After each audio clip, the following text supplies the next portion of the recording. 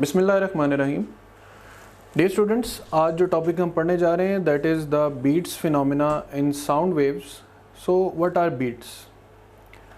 The periodic vibrations और the periodic rise and fall in the intensity of sound when two waves of slightly different frequency are traveling in the same direction। हमने interference में पढ़ा था कि दोनों waves की जो direction है वो सेम हो और फ्रीक्वेंसी भी सेम हो, लेकिन बीट्स में डायरेक्शन तो सेम है मगर फ्रीक्वेंसी स्लाइटली डिफरेंट है।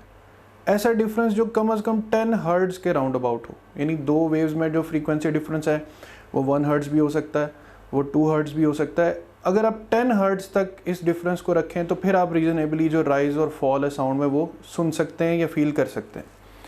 इसकी एग्जांपल यूँ आप ले सकते हैं कि आपके पास दो ट्यूनिंग फॉक्स हैं, लेट से दोनों की आइडेंटिकल फ्रीक्वेंसीज हैं, तो अगर आप दोनों को इकट्ठा साउंड करेंगे तो आपको माइट बी जो एम्पलीट्यूड ऑफ साउंड वेव्स है या लाउडनेस ऑफ साउंड है वो थोड़ी ज़्यादा सुनाई दे।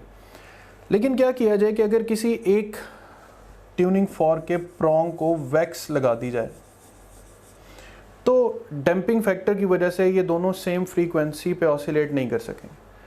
अब हमारे पास दो डिफरेंट फ्रीक्वेंसीज आ जाएंगी, frequency A and frequency B.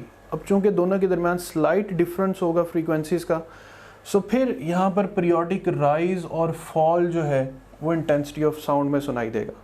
अब यहाँ पर आप डिजिट्स देख रहे हैं 1/2, 1/4, 1/4।